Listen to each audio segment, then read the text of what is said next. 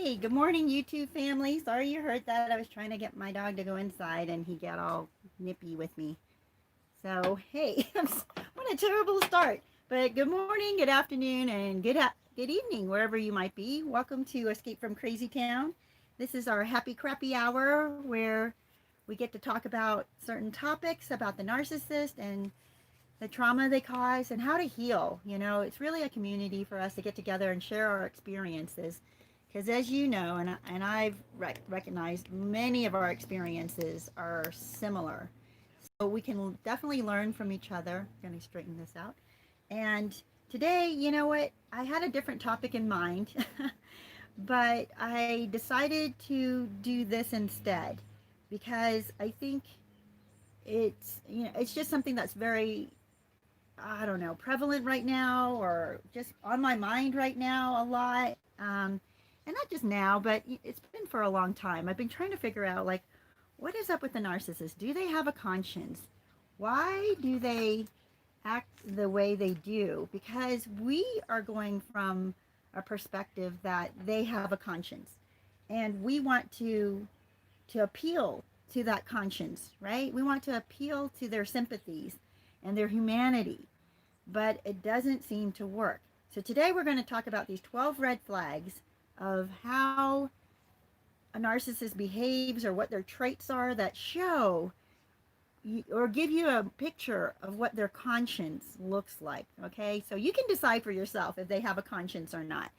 But I wanted to go into these 12 red flags that I have noticed when I thought about the narcissists I know and some of the very, very destructive lives that they lead, um, the trail of destruction that they leave behind them. It makes you wonder, like, do they even have a conscience? Why is there no remorse? What is the deal with that? So we're going to jump into that in a couple of seconds. I want to say good morning. Hi, Tina C and Obi-Wan. Good to see you guys. Yeah, so I did change my topic in case you guys were on earlier and thinking we were going to do a different topic. But I really do want to talk about this because I think it's important for us to help us when we are tempted to go back to the narcissist, or when we want to know what in the world is happening in our life, and why we went through what we went through.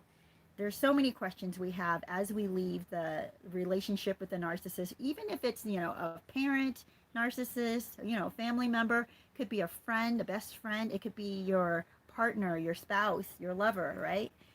But you'll see that they all have these traits. And it's so bizarre. Like, why? I mean, many people have some of these traits, okay? So it's not like all of these, if you have one or two of these traits, that makes you a narcissist. No. But anyway, but the top one I'm going to talk about pretty much goes with just narcissists. So let me start off a little bit with happies and crappies. Dana, good to see you. I'm glad you're here.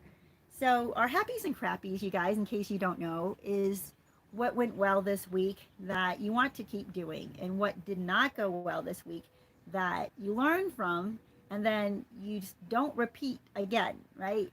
So, yeah. Rissa Risk, good to see you. Good morning. So my crappy this week has been that how do I put this? Has been that, I've been tempted to be insecure.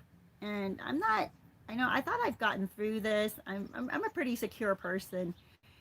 People irritate me, yes. They annoy me, yes. But as far as feeling weak or vulnerable to them, I don't really feel that way. I feel like I can stand up for myself. I have my opinions. I'm pretty, strong in my convictions, but not unrelenting, right? I'm willing to listen. I'm willing to hear people out and hear other sides. And after I hear all the different sides, I make my decision. I make it an opinion, right? But some people cannot handle that. Some people are very threatened by that and feel like, oh my gosh, you're criticizing me. No, I'm not criticizing you. I just don't agree with you.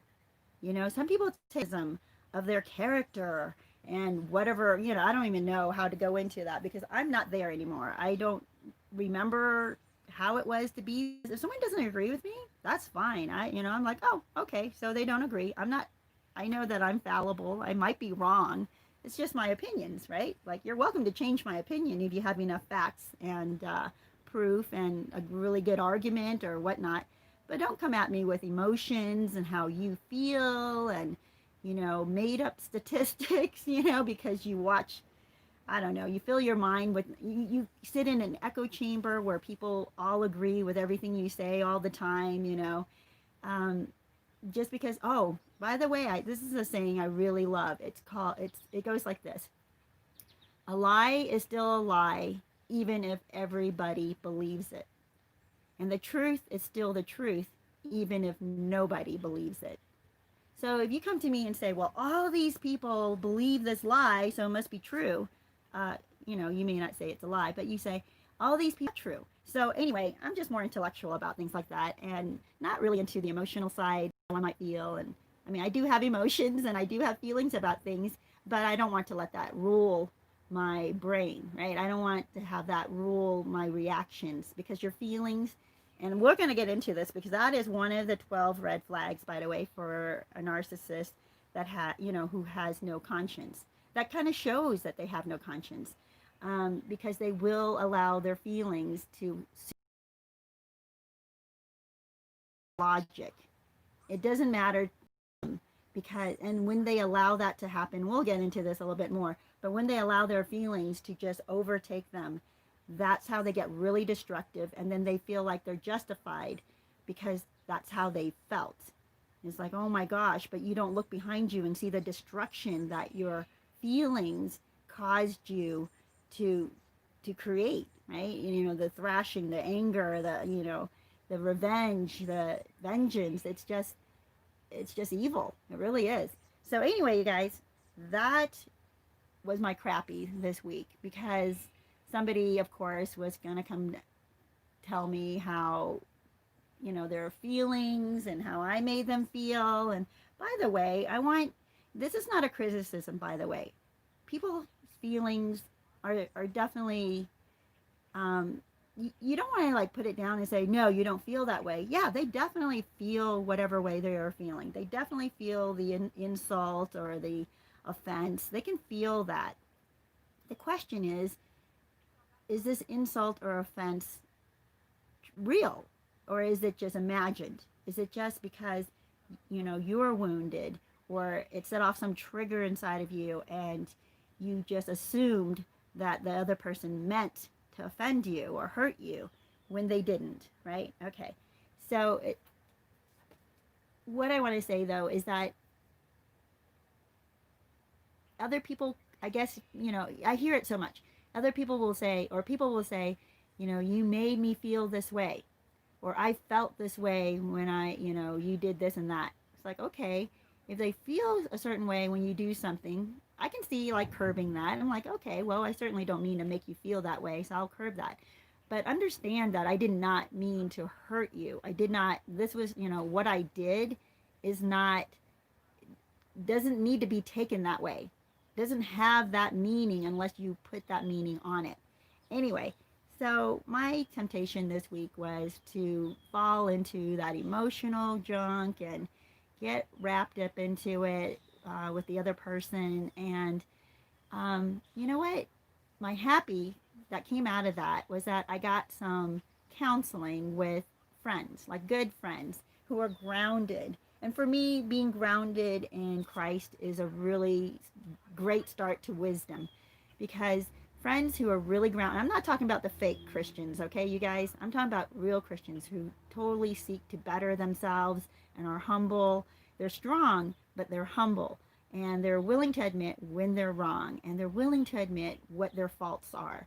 They're willing to admit that, boy, I don't always do things right. I'm not perfect. Anyway, so I surrounded myself with friends who are like this, and they helped me. It was really great. And then I also looked beyond. It wasn't like, oh, we got together and all we talked about was my problem. That wasn't the issue. The issue is their logic permeates me, right? Their grounding helps me to be grounded. So the things we talk about, the life that we share, it's grounded on truth, not on just feelings, but on truth. But we talk about how things make us feel and we laugh about it and we're like, oh my gosh, definitely don't want to overreact. Anyway, you guys, that was kind of long. I hope it kind of made sense to you guys. I tried to stay a little bit vague because I don't want to expose the person I'm talking about, but I want them to know that I'm not here to criticize. I have my opinions. There's a reason I have my opinions. If they're different than your opinions, that doesn't mean I think you're a fool or stupid or I'm criticizing you. It just means I don't have the same opinion that you do. In fact, I hung out with a friend this week and I was giving her some of my theories about something. And right off, she said, her immediate response was, "Oh, I don't know. I don't think so." And I was like, "Oh, okay. That's cool." And she's like, "Nah, I don't think that's true." I'm like, all right. For her, because from her experience, she hasn't seen what I've seen. She hasn't experienced what I've experienced. So she has her own opinions. Did not faze me or did not make me think for a minute that, oh my gosh, she's criticizing me. She's judging me. She didn't agree with me. Like, no, that's not the case. I just figured, yeah, maybe one day if she wants to share why she thinks the way she does, that's great. Actually, and we weren't there to change each other's minds. We were just there to go, well, not in my experience. Like, okay, that's cool. Glad you didn't have these experiences because they really suck, So anyway, you guys, let's get on to topic here. And I see a bunch of people are hopping on. So good to see you guys. Let me see here. Eric King, good to see you. Says 5 months, 6 days, no contact. She nearly had me ending it early.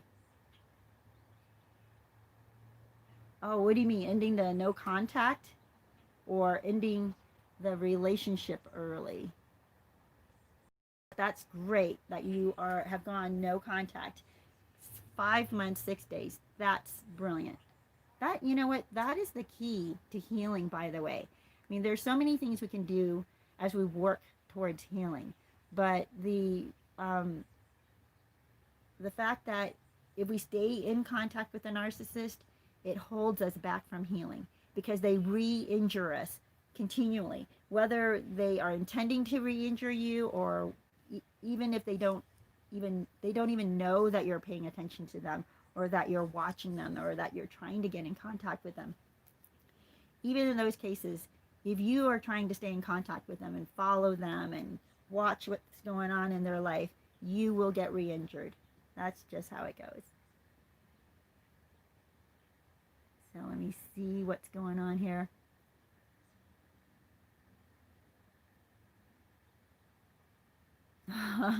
Yeah, Obi-Wan says that he's dealing with the biggest narc or town scam artist.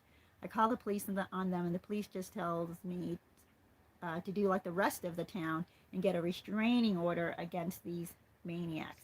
It's so true. They really are. These narcissists, they will go after anyone and continually. And there's nothing, you think, oh, there's nothing I can do to retaliate. But you really do not want to get into a big brawl with a narcissist because they will do anything they can to destroy you. And there are no holds barred for them. We have some humanity. We have some conscience. We will hold back. We will get up to a certain line and not cross it.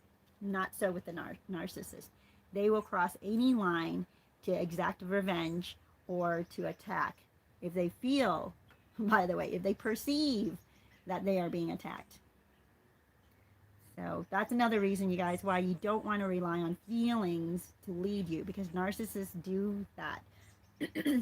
And it leads to utter destruction. Joanna, good to see you.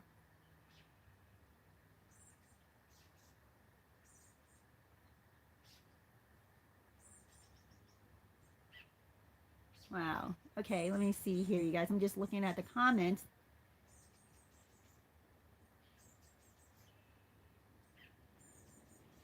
Oh, then, okay, Tina, good to see you, says the New Supply posted pics of Narc over the weekend saying he was such a good dad and role model, then posted pics of him passed out drunk in a kayak.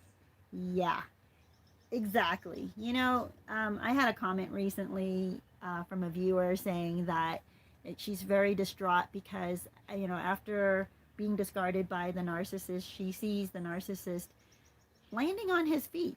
She sees that he's doing really well and she's struggling just to get by day, and take care of herself.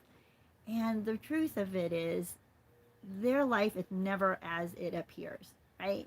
I mean, the news, like you were saying, Tina, the news supplies posting these pictures of them, or saying that the narc is wonderful and terrific. And if you believe all of that and then you miss the picture of them passed out drunk, yeah, you're going to think, oh my gosh, how is it that they changed so much? Why is their life so much better now? How did they develop such a good character after they left me? And it's none of that's true.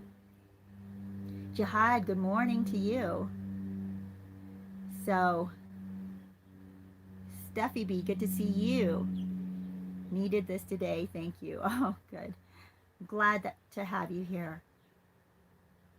I'm just skipping through, you guys.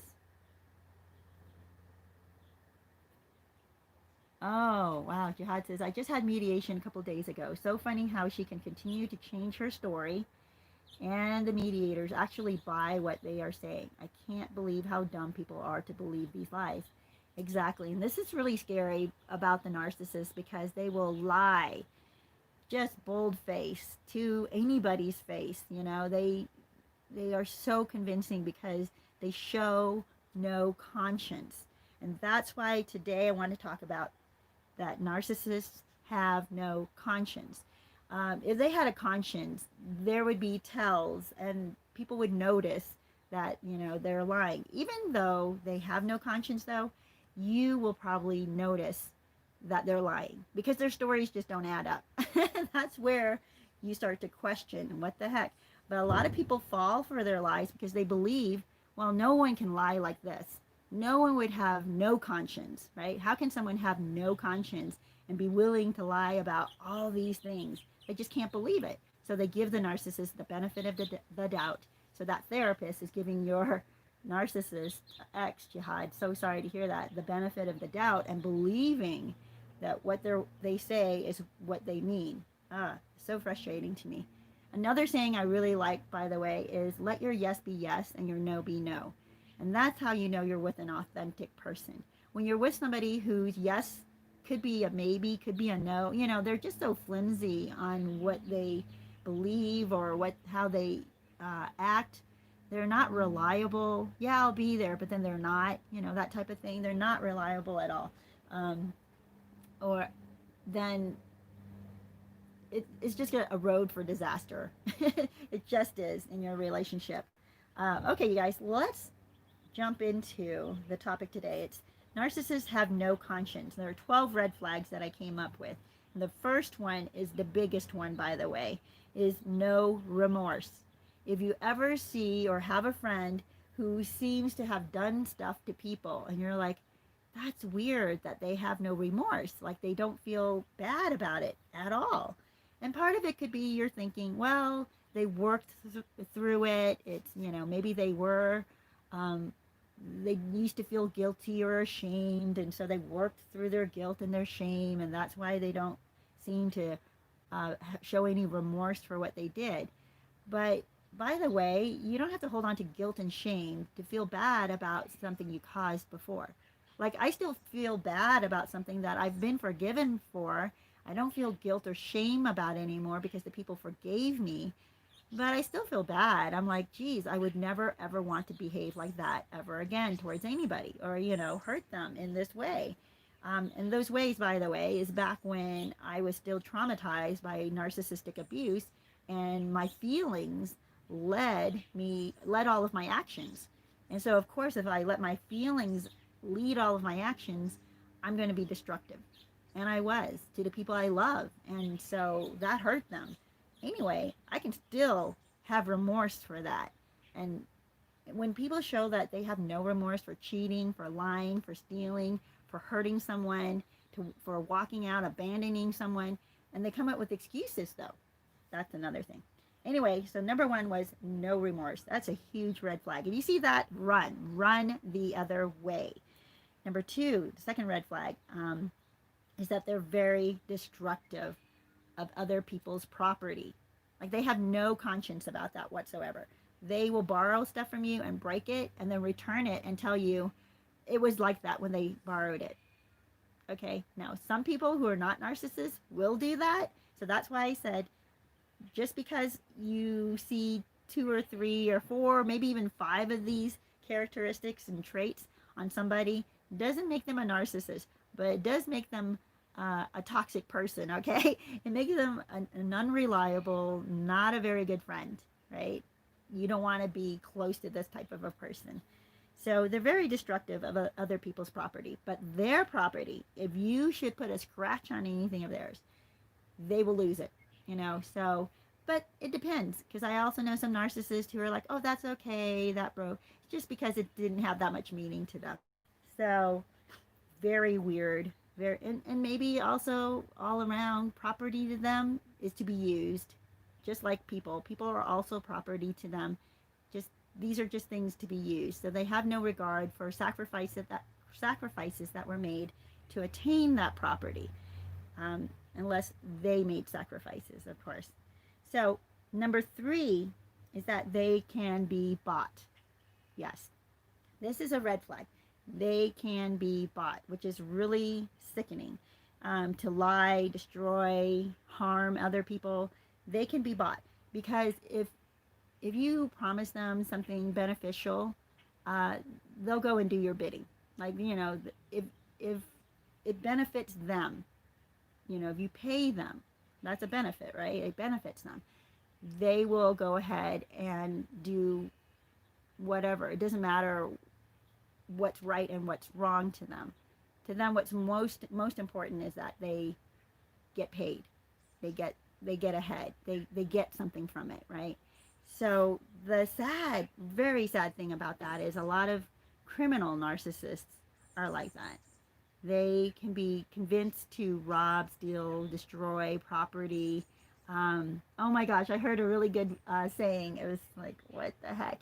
This ex-KGB, what is he? KGB agent who defected from the Soviet Union.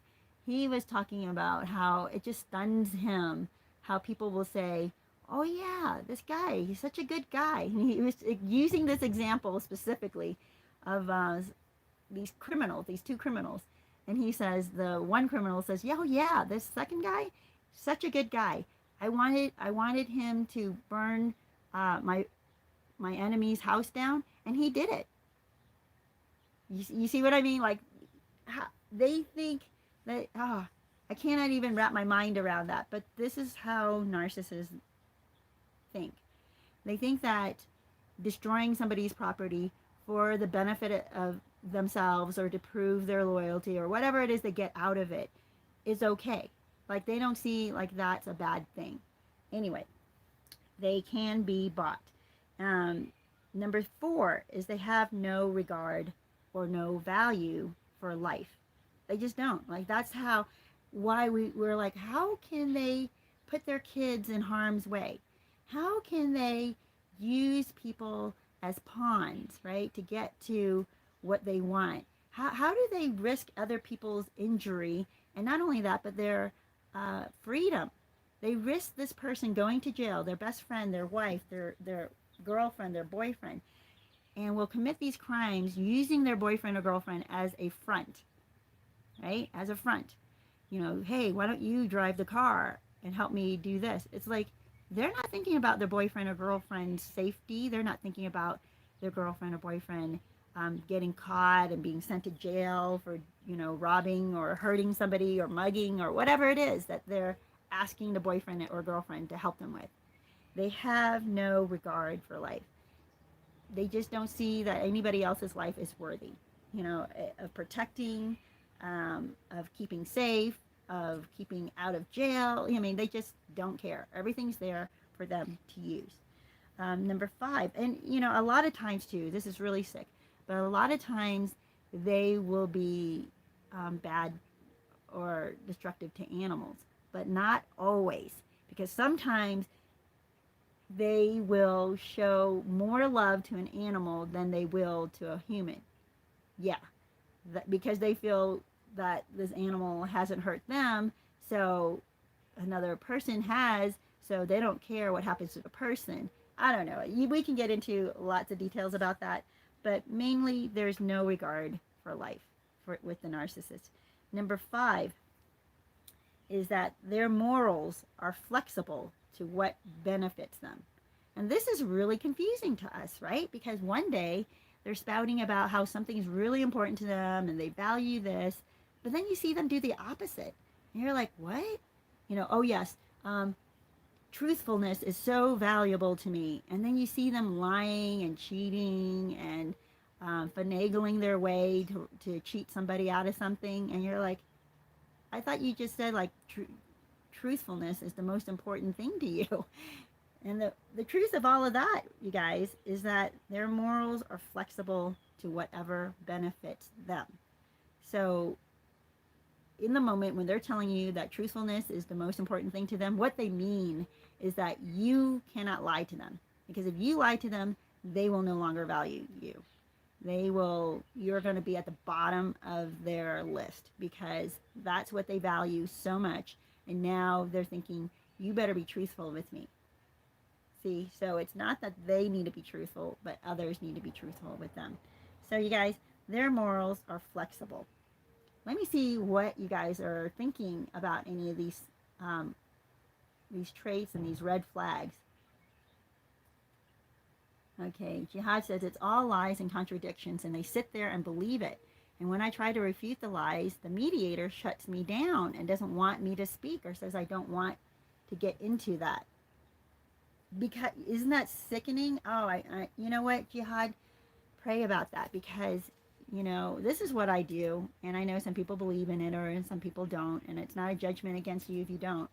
But I believe in this. I've just been praying for the truth to come out because so many people are deceived, so easily deceived too, because they want to believe there's logic. They want to believe there's logic and rationale and a reason to why the narcissist does what they do. And they cannot imagine that a narcissist is simply an evil, horrible, self-serving person. They can't imagine that, or a person with no conscience. Like no one can. One of the first books I read about narcissistic personality disorder was a book called Without Conscience. And I highly recommend that. If you go into my website, escapefromcrazytown.com, I have a shop menu. And in that shop menu, and it's not like a bunch of things, but it's books that I recommend. So go in there and you'll see Without Conscience and who wrote it. If you click on that link and use my affiliate link, Amazon, I suppose, will give me some credit for that. So Without Conscience goes into the depth of this clinical psychologist who studied, it wasn't necessarily narcissism that he studied, but he was just studying prisoners. And what he learned was like so many of them showed these narcissistic traits. And one of the biggest things was that they have no conscience. Yeah, they will lie and lie and lie to your face, and you can't believe that they have no conscience. Like a normal, average person, and even a very educated person, like maybe your mediator, Jihad, cannot believe that a person will have no conscience. Like they think, okay, they just have a very low standard for a conscience or low standards for whatever, but they think if we keep at this, we're going to prick their conscience, right? There is a limit to what the narcissist will say or do, and that's what the mediator or the counselor who doesn't understand narcissistic personality disorder will think. They believe that everybody has a conscience to a certain level, right? And what this clinical psychologist had discovered was that after talking to so many criminals, he went to a prison, or I think it might have been even a couple of different prisons, and his research assistants were also with him, and they were lied to, and they believed the lies of the criminals because they just couldn't understand how someone would have no conscience. Anyway, you guys, let me go into some of these other comments. I see Tina C says, my ex-narc targets married women. He broke up the new supplies home, and I know he feels no remorse. It's going to be real bad if he discards her. She gave up all. Exactly. This is why at the beginning I said that they're very destructive of other people's property, but they're also destructive of their life, and they have no regard. And that's why, again, number 4, when I said they have no regard for life, they don't care how they destroy somebody else's kids, right? They wreck the home, they wreck the family, they know they're just using the new supply, but they don't care because it benefits them. That's why you have to look at these red flags. And if people in your life are showing these red flags, now if they're not showing all of these red flags, but they're showing some of these, it's still a huge red flag. So beware and start being discerning with them. Don't give them everything you have. Don't invite them to live with you. Don't give them all access to you, including your vulnerabilities, right? All right. So you guys, let's go on to number 6. But I do want to say, see, okay. Oh, okay.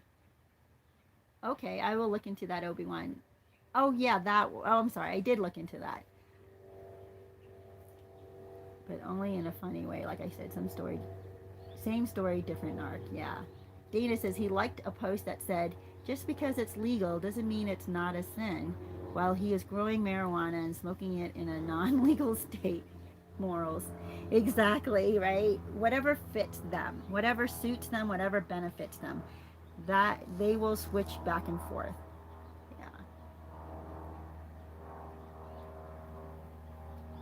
Wow, Obi says, I took a near-death experience to realize how I treated people for, I don't understand, for chap laughs was wrong, and still sometimes feel bad for what I did as a child. Yeah. Yeah. Oh no. Jihad says, seems like this mediator is pushing an agenda and siding with her because she is a mother, and justifies or ignores all her actions and ignores the facts.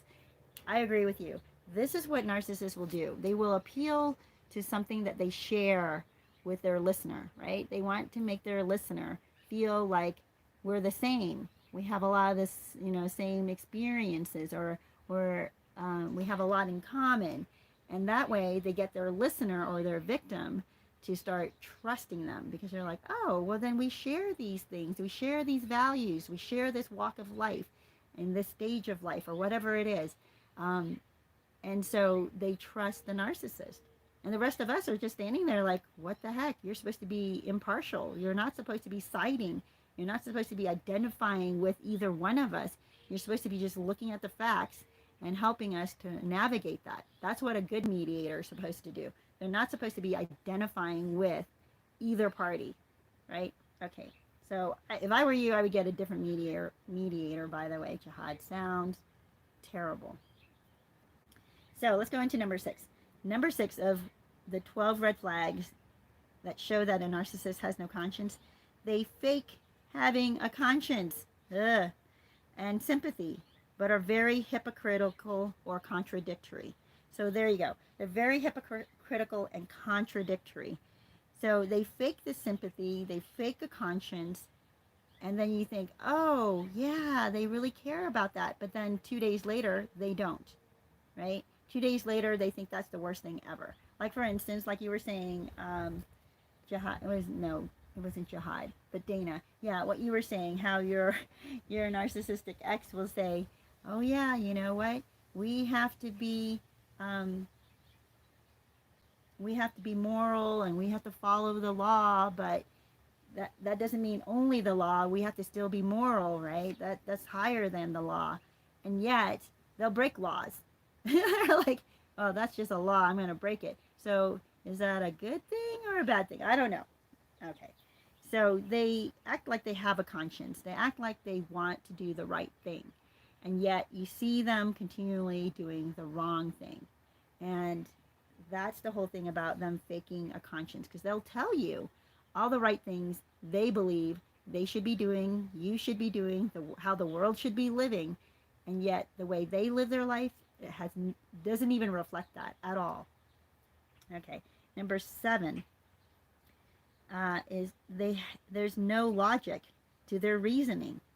So when you look for logic, like asking why are they doing this? It doesn't make sense, right? You're trying to make sense of what they're doing.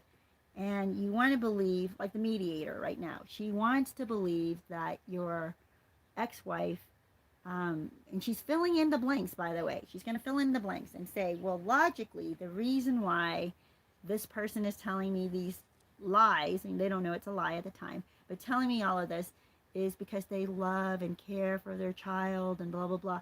But then when they look at the actual reality, they look at the truth, they look at how this person has behaved with their child, it seems like, wait a minute, but it doesn't seem like they put their child first. It seems like they put themselves first.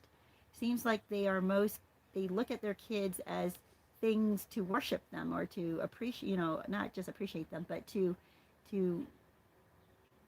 affirm them, right? To tell them how wonderful of a parent they are or whatnot. It's when you start looking at how they behave and you try to make any get any logic out of it, there is no logic.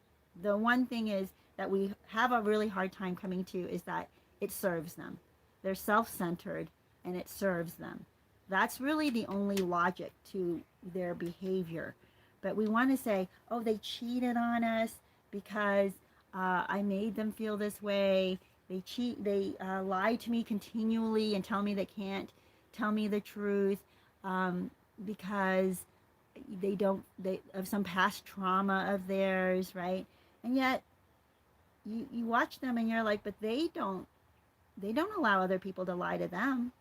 They can't see that their reasoning could actually transfer to other people too. They don't. What if you don't feel loved by them? Then is it okay for you to cheat on them? Oh no, no, no, no, no. But for them, their logic is, if you don't fulfill me and I don't feel like you value me, then I can cheat on you. But if you feel the same way, no, no, no, no, you can't be cheating on me. So when you're trying to find logic in their behavior and their thinking, there really just is none. The only thing, and it's not logical really, but the only thing that drives them is their self-centeredness. So there is no consistency or logic. All right, you guys. Oh, and here's the other thing. And they are right and you are wrong no matter what the evidence is. That's why there's no logic with them. You can present them with all kinds of evidence and they will still resist and they will still lie. They will still act as if you're crazy. Even though you're looking at their phone and you see all these texts from other men or other women, right, talking about hooking up, and you're like, what the heck is this? And they're like, well, you're just crazy and you're paranoid. It's like, but if they saw the same kind of text on your phone, oh yeah, then it would make sense to them to accuse you of cheating. But anyway, so you guys, that if someone treats you like that, just run the other way. Number 8, and this leads into number 8, I guess, is they have double standards. They can get mad at you, but you cannot get mad at them. Like, they can have feelings about you and what you did that evoked their feelings, right? What you did made them feel a certain way. But what they do doesn't make, what they do, they're not responsible for your feelings. You're like, well, what the heck? Which is it, right? Which is it? So to them, whatever standard they have that they put on you, they would never put on themselves. So if someone's treating you that way, run the other way. I just think like that kind of person is always going to change and be so flimsy back and forth that there's no way you can have a good relationship with them. Yeah. Oh my gosh. Persia Motorman.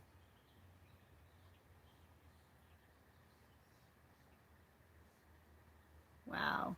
Yeah, it's talking about how this sociopath or psychopath terrorizes countless people, but this is, I'm sorry to say, but someone says that they just want peace for everyone or they just want tolerance, and yet you watch them and they're intolerant of everything. And you're like, what? How are you intolerant? I don't understand. Anyway, that's also very gray and up and down, so I'm not going to get into that. There are a lot of issues. I understand. I totally can see it where, um, we don't want to be tolerant of evil, right? We don't want to be tolerant of criminal activity. I understand that. So anyway, let's go into number 9, which is they have no loyalty. They act as if I'm sorry, let me say this again. They act as if loyalty means a lot to them and will guilt and shame others who aren't blindly supporting them or being loyal to them, right? But they will throw their best friend, parent, sibling under the bus if it will benefit them. And a prime example we have used recently is Dirty John, right? He used his sister pretty much always. She came out to meet him when he came out of jail because, you come out of jail, it's not like you have a ride ready unless you have family or friends there to pick you up. So since he doesn't have friends, his sister flew out of state into his wherever he was being jailed, and was waiting for him when he came out. Not only that, but she got him a truck. So she got him a truck. Then she takes him to this mobile home lot that she owns, right? This area, and she lets him stay in this mobile home. I guess that was hers. Well, sometime later, she finds out that he's been faking or stealing her identity, and has been saying that the mobile home lot and her mobile home belonged to him, that he was the owner. And so she confronted him and said, hey, you cannot be doing that, because she's fully aware that he will use that to get her into debt, right, and borrow against it and whatnot. So you got to be careful of that. So she confronts him and tells him, hey, why are you telling people that this is yours, that you own this, when you know it, I own this? And of course, he turns around, and instead of saying, oh my gosh, you caught me, you're right, yeah, I know it's not mine, he's like, no, you owe me this. This is mine now because you owe me this. And he's convinced himself that he's entitled. He's entitled to whatever she has. It's absolute crazy. So he had no loyalty to this sister who showed up to help him get out of jail or get from jail to start a new life. He had no regard, no loyalty to her whatsoever, because he will use her and he will steal her identity and use it to his benefit. He doesn't care. So, but at the same time, he guilts her into thinking that she is not loyal to him if she doesn't help him, and what a bad person she is. So you guys, this is how narcissists behave. That was number 9. Number 10. We're going to get to number 10, and there are only 12, so we have 3 more to go. I want to see what you guys are saying here. Obi-Wan says it's not cheating. They feel they love the person like they do you. Wow. Yeah. Yeah. Jihad says truth always comes out, and God sides with the truth and not the falsehood or lies, right? And God has been on my side this whole time and will continue to side with me, God willing. Yes. So Jihad is going through this mediation with his ex, where the mediator believes the ex, right, and all the lies, because narcissists are really good at spinning these stories to make it seem like they're the victim. Yeah. Obi-Wan says, I just want to get away from drama. Oh my gosh, Obi, me too. Me too. That's why when I'm dealing with people who are like, this is how I felt, and you made me feel this way. Like, holy cow, okay, I'm willing to listen. And yeah, if I did something definitely that was out of line, and I don't know, I definitely want to hear them out. But it's already a red flag to me when people are like, you made me feel this way. Because I just kind of feel like, well, I mean, is this a valid feeling, or are these feelings dredged up from your past trauma and your insecurities? Because if it's your insecurities that make you jump to these conclusions and feel whatever it is, criticized or offended, and there was no offense intended, right? Like someone can walk into a room and say, man, you know what? Okay, say you're wearing a yellow dress, and they walk into the room and they're like, You know what? My favorite color for a dress is purple. I'm not crazy about, the colors orange or red or blue or, yellow. I don't know. All the other colors are not like as impressive to me as the color purple on a dress. Okay, if they say that, then the person wearing the yellow dress was going to be like, that was targeted towards me.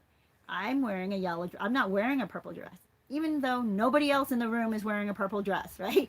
No, other people are wearing red or orange or all these other colors they mentioned, but the narcissist would be like, I'm offended because you said you are just so blown away with the color purple on a dress, and now I'm not wearing a purple dress. So what does that mean? Are you criticizing me? Is that passive aggressive? Passive aggression. Like, no, they're just like, oh my god, because they see somebody else. They're not even looking at you, right? Or the one wearing the yellow dress. They're not even focused on it, but their eyes are drawn to the one person who is wearing a purple dress, and they're just commenting on that. They're like, wow, that's so stunning. I really love the color purple. I'm just making this up, of course, right? But somebody could take offense to that. Was the offense intended? No. Was the person singling them out? No.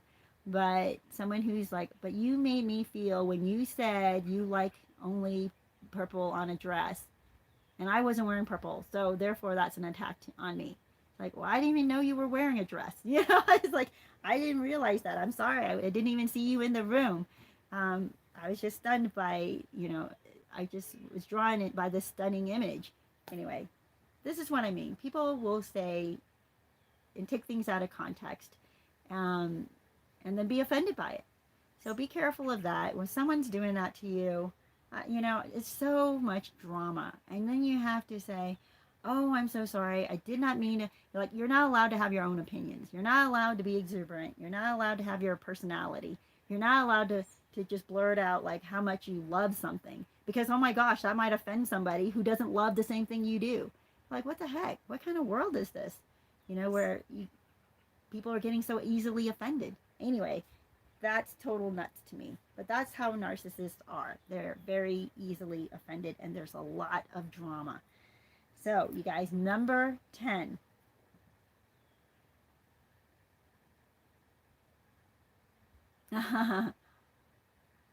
Oh, yeah, that's true. And that's the contradiction, too.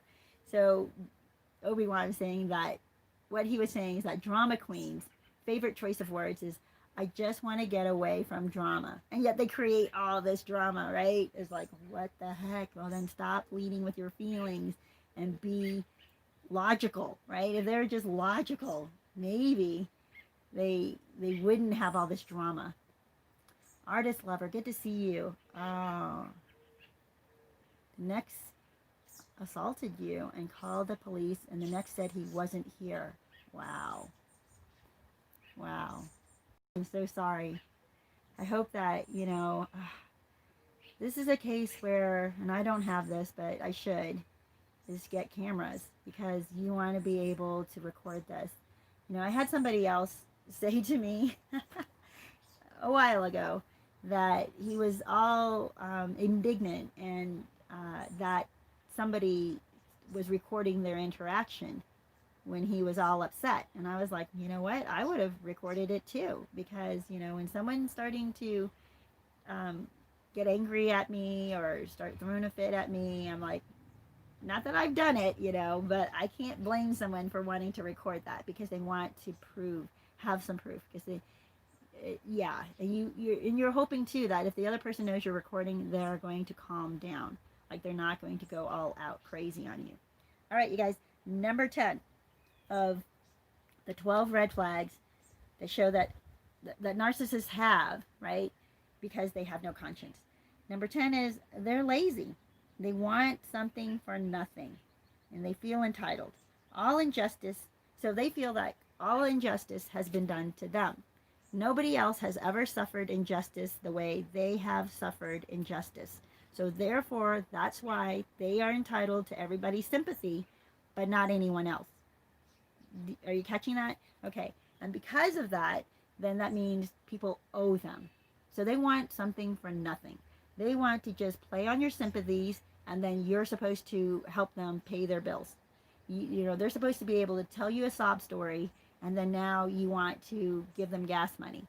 They tell you, you know, how they were victimized by all these other people. So, and then they start to, not start, but they actually all along they have expected that you are going to step up and help them. That's the entitlement. They expect this. They expect that you are going to help them because you heard their sob story. You better help them. If you're a good person, you will help them. And they are lazy. They're not going to do it themselves. They're not going to get a job. They're not going to take care of themselves. They're not going to take responsibility for how they got where they are because everybody else is supposed to take care of them because nobody else has had a hard life as hard as theirs, right?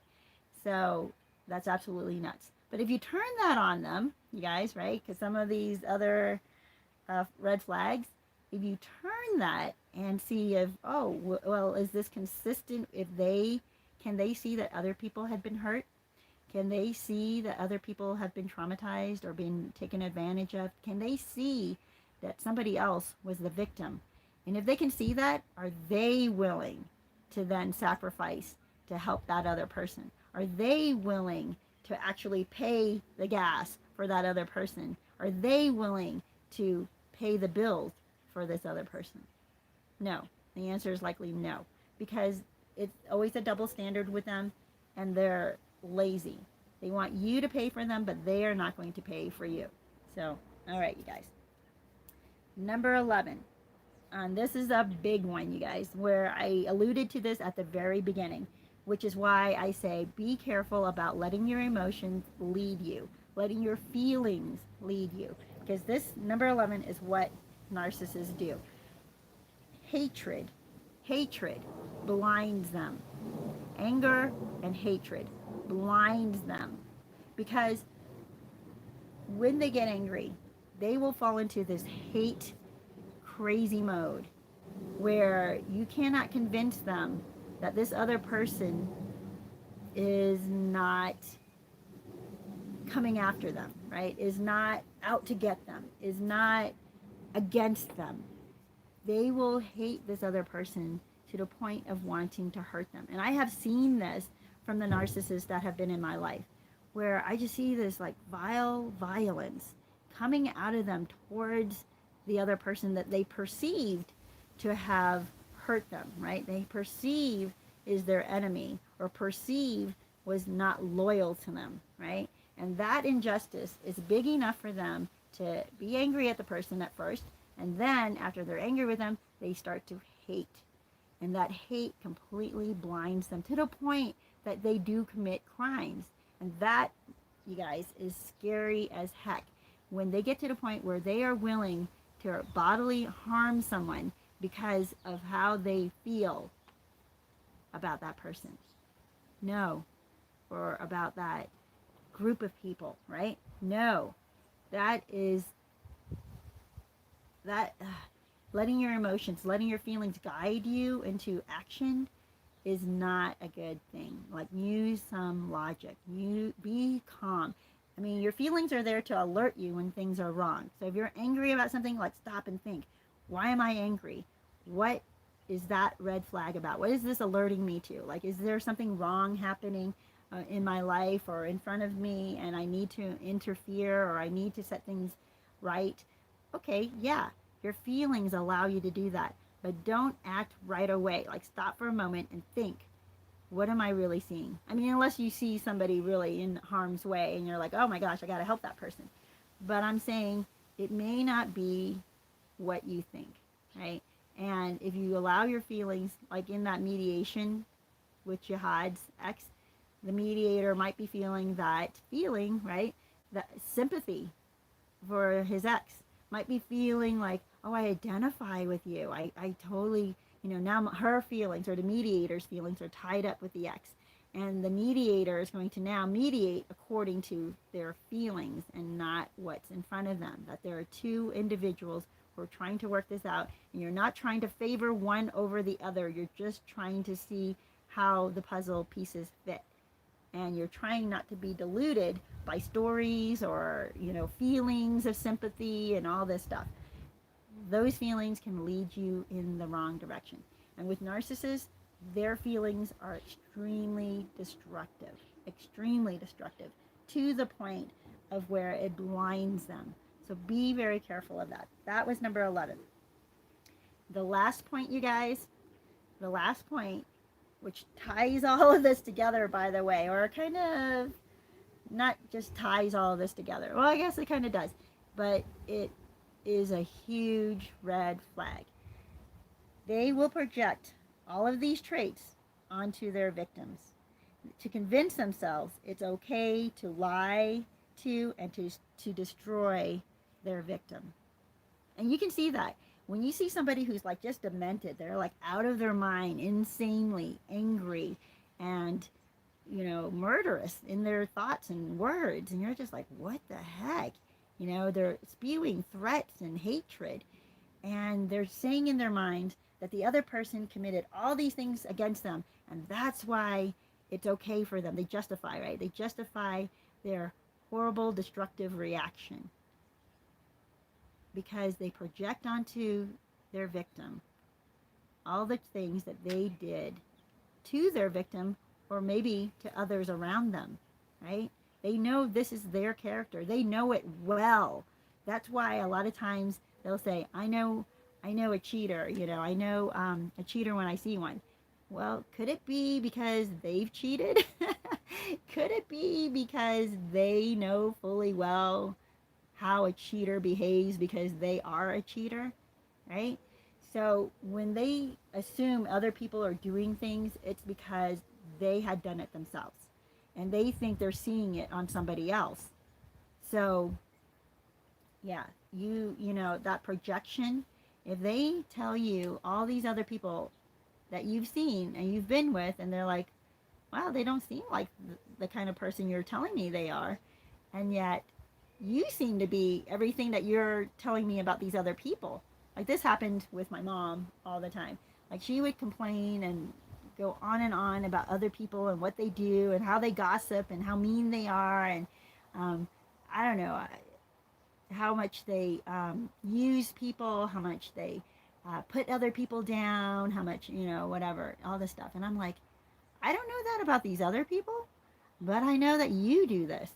This is, when you see a narcissist, this is what will confound you. You're like, holy cow, they're projecting everything that they do onto their perceived enemy. And their perceived enemy, by the way, is their competitor, is someone else that other people like. Somebody else who's more popular, more intelligent, more successful than they are. So if they're jealous of this person, that is their enemy. And they're going to delude themselves into believing that this enemy of theirs, that they're completely jealous of, but will not admit they're jealous of, they will say that this person exhibits all the traits that the narcissist exhibits, right? This person is all these horrible things that the narcissist is. And that's why the narcissist will then delude themselves into thinking this person must be destroyed. This person must be taken out. This person is not, has no value to them, like their life has no value. So that stage, by the way, is extremely dangerous. So when you see somebody that angry, that blindly angry and murderous of another person, get out of there. Get out of there, because that is not sanity. That is total insanity. And narcissists will drive themselves totally insane. They will believe these crazy lies and these crazy stories that they make up about other people, because they'll tell these lies, right, to convince you. And they'll tell it so many times until they convince themselves that these stories are real. And now they really believe that their enemy, or their target, right, their perceived enemy, their target is worthy of all their anger, right? Deserves all their hatred, deserves all the things they're going to try to do to manipulate and undercut them. So be very careful if you see any of that happening. Oh, and my husband, I was reading him this list, and he says about that last one that they're true believers in their destructive behavior because they delude themselves. They're true believers of their delusion, right? They're true believers of the lies they tell. So that's why I put those two last, you guys. If someone has hatred that's so blinding to them, they cannot see straight, they're just so violently angry. You need to step away from that because that is so dangerous. You're going to put yourself into danger. Number 12 again was that they project. They project every bad trait of that they exude, and you know them, right? So you know that they lie. You know that they cheat. That you know that they have double standards. You know all this stuff about them, and then they'll tell you that somebody else that they just mortally hate has all these traits. And you're like, well, I don't know that other person, but it sounds like you're describing yourself. Yeah, that's how demented it is. So you guys, I hope that these 12 traits will have you thinking about, are you in a safe relationship? Should you be getting out? Should you start distancing yourself? And the answer I hope you come to is yes. If they are exhibiting these 12 traits, or maybe even most of these 12 traits, and I would even say, even if they're exhibiting, I don't want to choose 5 or a certain number, but all of these are quite destructive. So be careful of that. All the traits that a narcissist has, not all of the traits, because they can do some things that are right, during the love bombing stage or when they're trying to convince you they're a good person. They can be very giving and considerate and all this. Like, yeah, Dirty John, he would bring his victim, his new wife, all like a shake every morning, without being asked. He would do things for her, and it seemed like, oh, he's so thoughtful. So narcissists can do that, but they also exhibit very destructive traits. Very destructive traits. So even though they're good sometimes, pay attention to the destructive traits. There are people out there who don't have destructive traits. So watch for those people and try to develop relationships with those people and get away from the people who exhibit these destructive traits. All right, you guys, let me see if I need to catch up with. I think I did pretty well keeping with the comments today. Let me see. I'm going to come down. I think I'm catching. Okay. I think I've seen these and read these.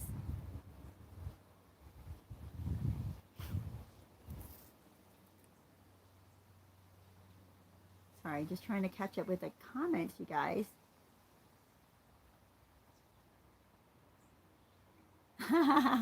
Obi-Wan says, when someone off the bat says they hate drama, split right away. Big red flag.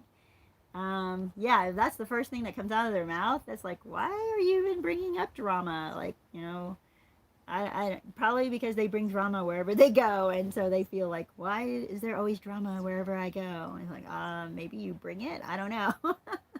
Oh my gosh, you guys. This is the thing. I love my friends. I love hanging out with them because they don't like drama either. It's just so great. And what we don't talk about drama. We're not like, oh my gosh, that's so dramatic. We just have fun. We enjoy each other's company.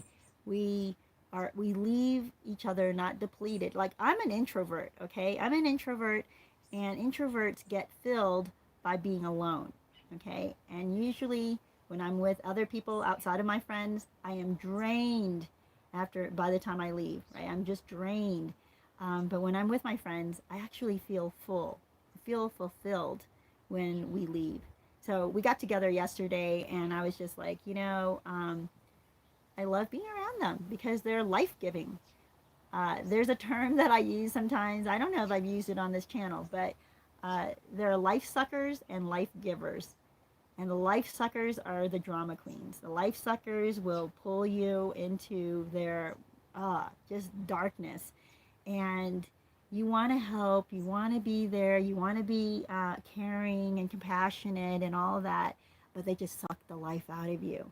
And, I'm not saying like all of us at every stage of our life, we're life givers. Yeah, when we have down times or downturns in our life, we need help. And that's beautiful, actually, because then you can allow someone to get close enough to help you and be close to you.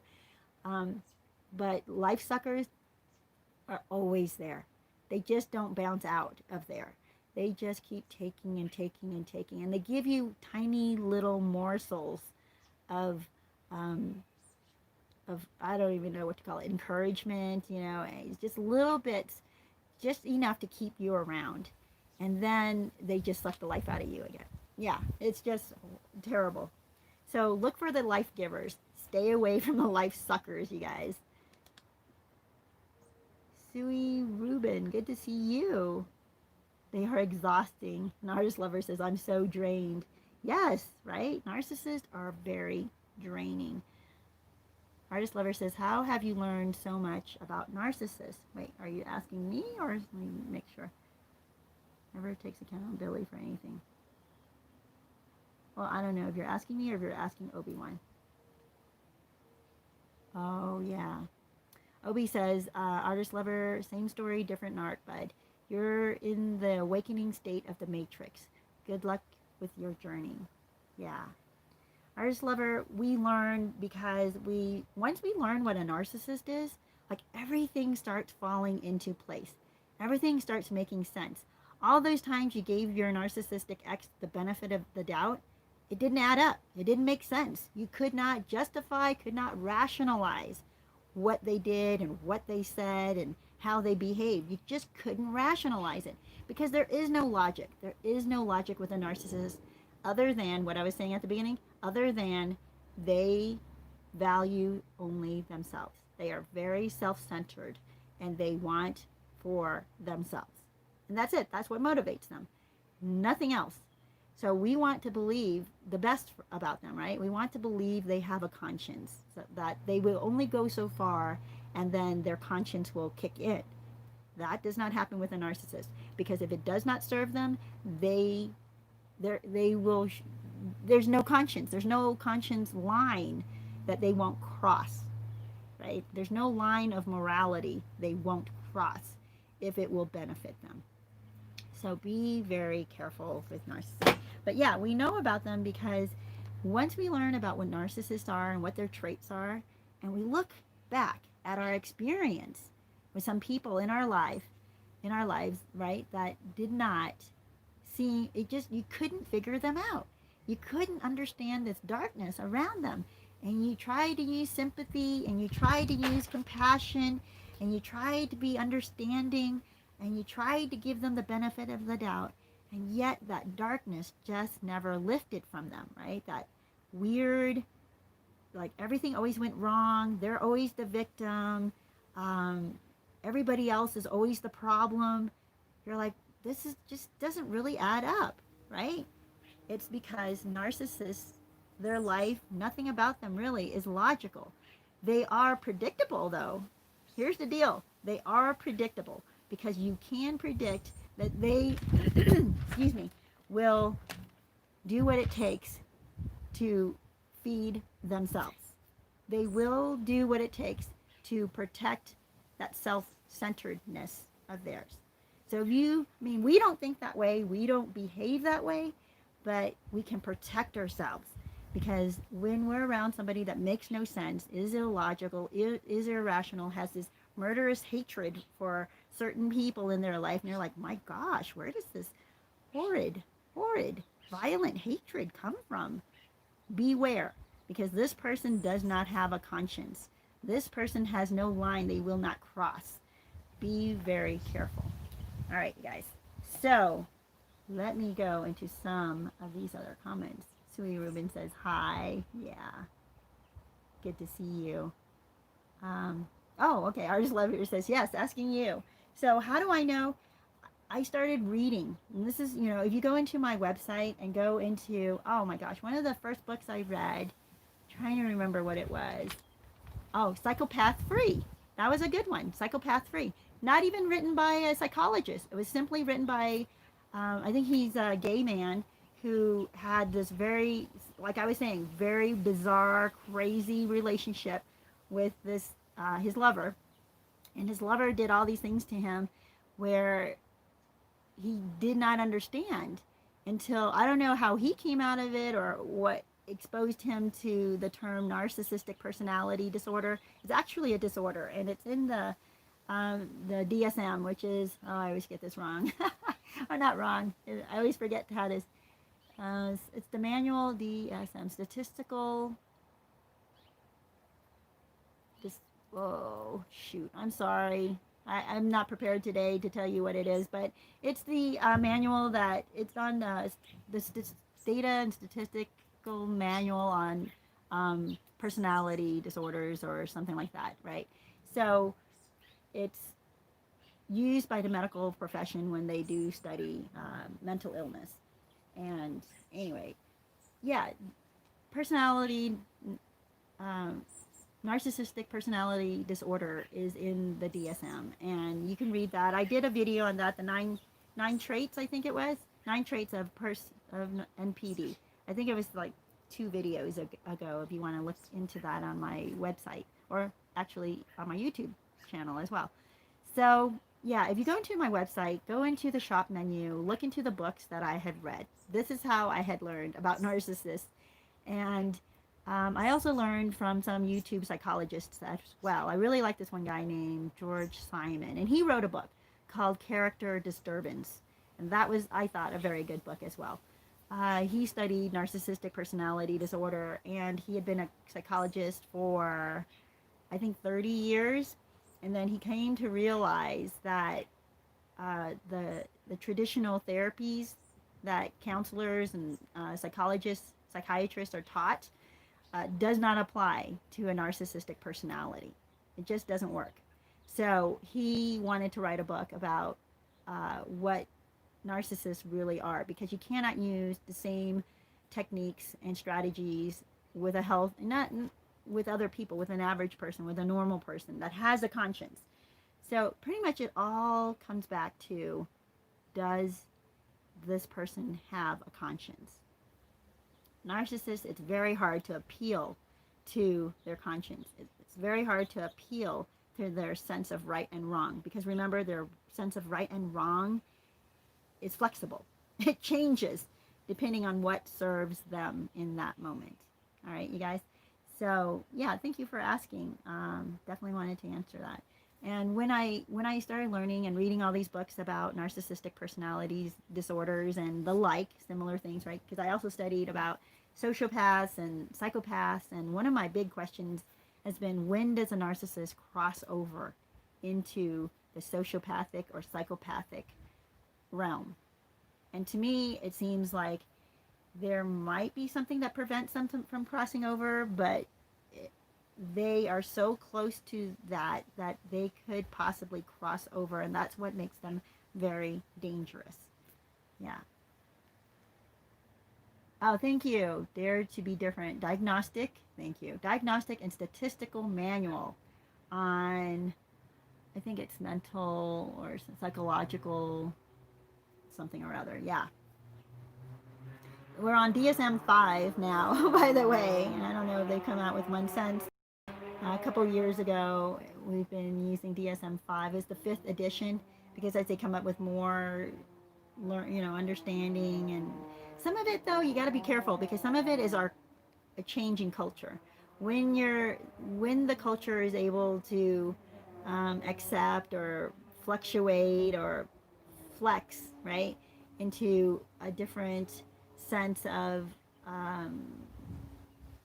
compassion, I guess, or sympathy, it changes some of the meanings that used to be insane. Like, people used to think certain things were insane if you believed or behaved a certain way.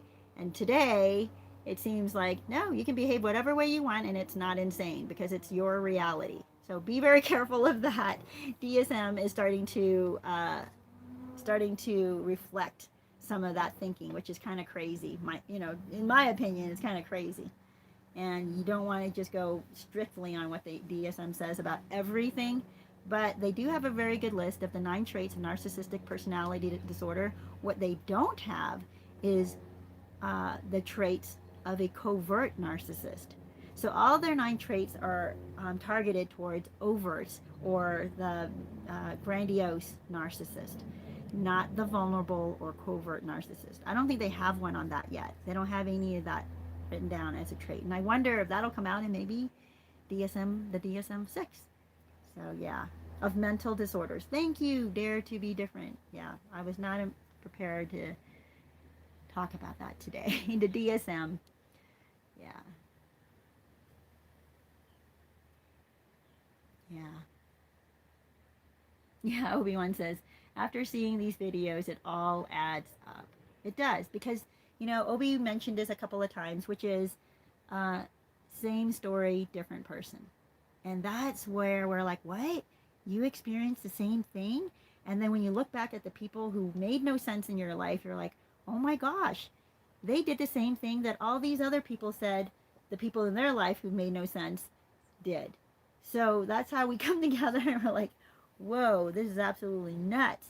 And narcissistic personality disorder is different because other mental disorders, people will go in and out of having a conscience, right? Will go in and out of feeling guilt or feeling shame or remorse, right? Because number one, remember what my 12 things were? Number one was they have no remorse, a narcissist. But others that have other personality disorders or mental disorders, they will have remorse. But a narcissist just doesn't. They can fake remorse though, so be careful of that. That is with especially, well, actually grandiose and vulnerable narcissists.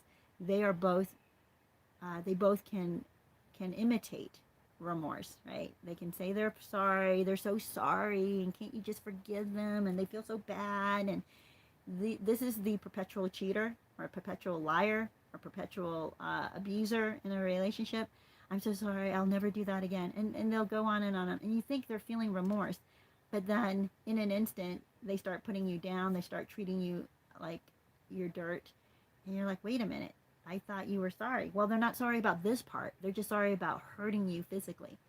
Like, well, what the heck, So it really is them pretending to be remorseful because they don't want you to leave. They don't want to lose the supply.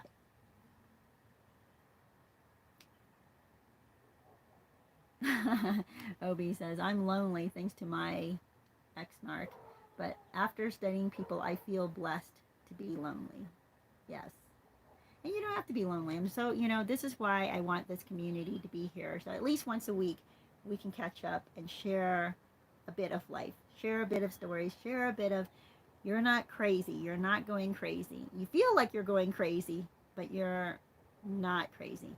And we want to stabilize that ship for you. We don't want you to toggle back and forth and be tossed back and forth by the waves, right? We want you to be stabilized in your life so that you don't feel like you're going crazy anymore. Yeah, Steffi B says, great book. Yes, and Steffi B says, you lie to yourself to justify their behavior. The more you try to understand crazy, it drives you crazy. Right? Absolutely. Yes. Sue Rubin says, or Sue Rubin, I'm not sure, it says the problem is they can behave temporarily good, but it's just temporary. Exactly. And then we want to believe that. We want to believe that part of it, them. But when you look at, wow, when they're bad and they're that bad, they're so violent, they're so angry, they're so hateful, that's dangerous. So be very careful of that. And not everybody's like that, by the way. That's what I want to tell you. We only know what, well, we can learn from other people's experiences, but mostly we learn from our own experiences.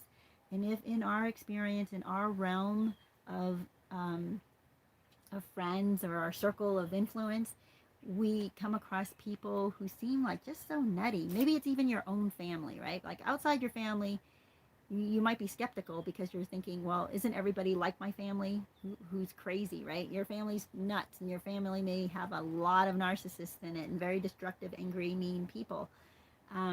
and you think, well, everybody's this way, until somebody tells you, no, not everybody is this way. There are good people in the world. In fact, I know there are, because my husband is a great person.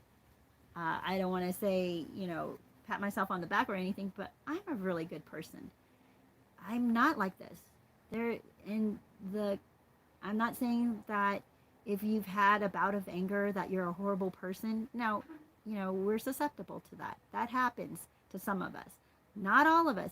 Some people actually don't ever have that kind of anger. I've seen it. I'm just like, wow, this is amazing. They're just very peaceful people. I love it. I'm not one of those people. I have had bouts of anger in my life, and I have learned that that's not the proper response. And the anger came from being abused. The anger came from being raised by a narcissist. And when you're raised by a narcissist and you come out of that, you are just so traumatized and angry once you start to realize, like, I didn't deserve that. It's normal. But what you don't want to cling to be normal in your life is that anger. That anger does not need to be a consistent thing in your life. That should be released. And you can heal from that and have a great life and have great relationships. And that's why I bring up my friends. That's why I bring up my husband. It's just lots of people in my life who are just amazing life givers. And life givers do not have these unhinged moments of crazy, psychotic hate. They just don't. They don't have that. Only when you are traumatized to that point, if you feel that, if you have had that bout, I've had it too, by the way, so angry that I was blind by my anger. I learned that that's not healthy. That was a learned reaction that I had incorporated from how I was raised, right? That's how my mom dealt with stuff. Blind, raging, hate, and anger. And anyway, what I'm saying is that if you're not a narcissist, you can heal from this. You can change. You don't have to take on the characteristics of the narcissist that hurt you, that put you through, abuse for tens or, decades, tens of years. You may have exhibited some of the unhealthy traits, but you're aware. You have remorse. You feel like you want to change. You recognize the double standard when it's presented to you. You're like, oh, yeah, that's true. You recognize truth. You don't bend truth and change your morality depending on what benefits you, right? This is why I give us these lists, because I want you to know that even though you might identify with some of these traits, you are more aware, or you're even simply aware, because narcissists are not, that you have some of these traits, and you want to change these traits that you might have incorporated into your life or may have learned from a narcissistic parent, and then you want to get rid of these traits. So I wanted to bring these out to let you know what traits that narcissists have that are just so life ending. It's just so destructive. You do not want to take on these traits. All right. And you can get help to release those traits. You really can. You can come into the land of the sane, right? Get away from the insanity. That's why no contact is so huge to your healing. Because if you stay in contact with your narcissistic ex, even if you're just watching from afar, even if all you're doing is checking on their Facebook or their Snapchat or Instagram or whatever it is, even if you're just part of that group and you're watching them, that's contact. You need to separate yourself, because the crazy cycle that they get into, the crazy making, some people will call it crazy making, the insanity, the insane stories that they spin will confuse you, will again delude you. So that's why you have to unplug from the narcissist. Well, you guys, I am going to let you guys wrap up your comments to each other, and I'm going to try to go into some of these comments, see what you say. Oh, yeah, Sweeney Robin says, crazy, psychotic hate. Yes. So be careful of that. They're going to try to convince you that they're righteous, that this is a righteous anger or righteous hate. And you're like, no, this is a destructive, murderous hate. That's not righteous, Murder is murder, you know. People don't seem to understand, you know, the narcissist and those they fooled, right, into their psychotic reasoning or brain or whatever it is they have. Their perspective is so psychotic. People who fall for it actually start to believe that it's okay to have this type of psychotic, crazy hate. And it's like, no, it just isn't. I mean, there are stories, by the way, of when a Nazi back in World War II had changed their mind, like changed their mind when they came face to face with a wounded and hurting Jew who was being persecuted and hunted or whatever, and they realized, like, I can't do this. I cannot tell on them and expose them and bring them out into captivity, you know, bring them into captivity. And they release the person and they let them go, let them run off. People who have murderous hate don't do that. But they can be deluded and deceived by people who have murderous hate. So be careful of that. If you start to feel murderous hate towards someone, detach, unhook from that. Start looking towards sanity. Start listening to people, you know, get out of that echo chamber, and it is an echo chamber, because they'll repeat it so many times that you start to believe that's reality. So be careful of that. If it leads you down this destructive trail, that is not sanity. That is total insanity. But they're going to try to convince you that this is righteous. You guys, be so careful. And that's what narcissists do, by the way. Good is bad and bad is good. That's how the narcissist will bend everything to say, well, within it, they just explain everything away. They explain all the bad and ugly and evil things away. So be careful of that. Oh, wow. Artist Lover says, I thank you so much. It's so comforting to not feel rushed on a live chat. Well, I'm really glad to have you guys here. And maybe there's, you know, this is a great group of people. And this is a great number of people that we have, I think, because we have a lot of different perspectives, a lot of different experiences with, well, I guess different people, probably a lot of the same experiences. But there are things I haven't experienced, like going into mediation with a narcissist. I've never had to do that. So it's educational to all of us, right? When we share our experiences. Yeah. Sweet Robin says, they really twist everything.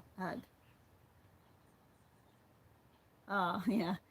Obi-Wan says, Artist Lover, you'll spend your next few months watching these videos. Watch Knowing the Narcissist channel and their behavior. Wait. Yeah. And their behavior will make sense. Yeah. Yeah.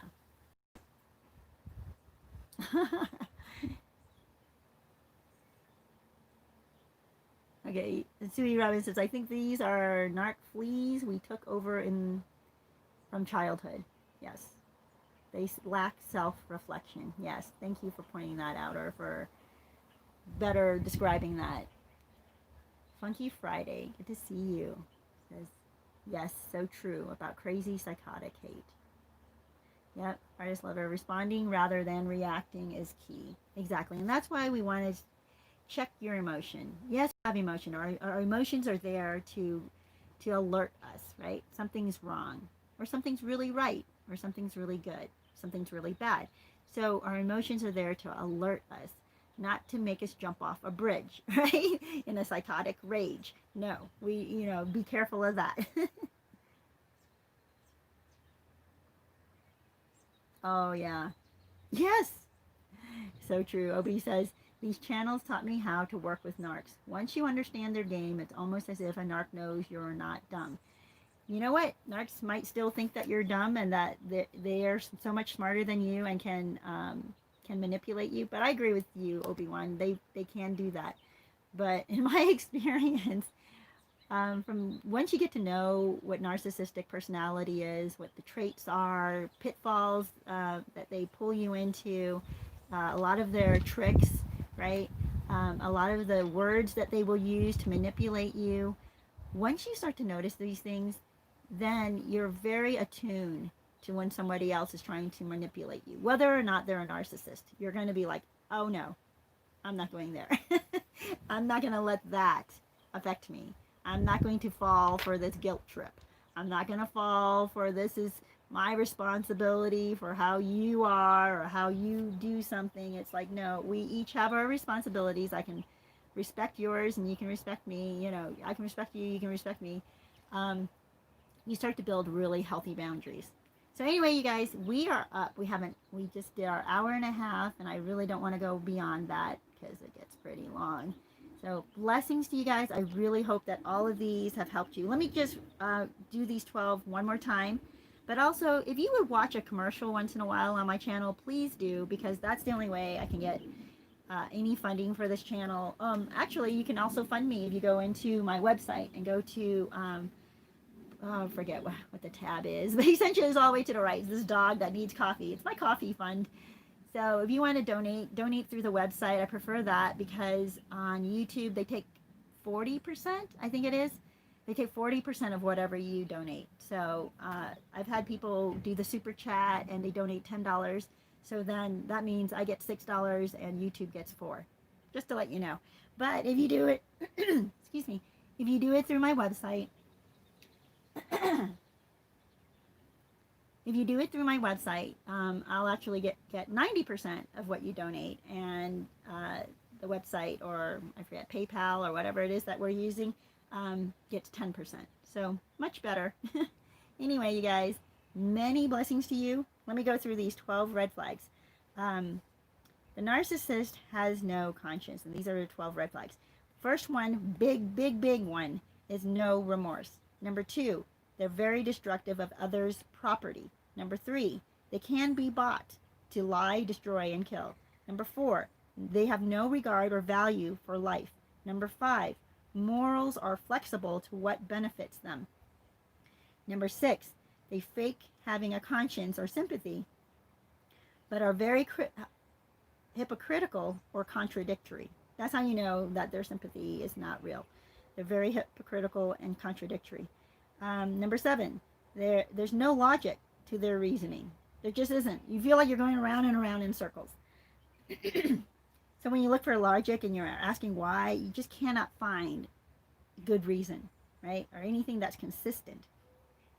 Number 8 is they have double standards. So they can get mad at you for how you make them feel, but you cannot get mad at them for how they make you feel. Their double standards are always there. It's just total insanity. Number 9, they have no loyalty.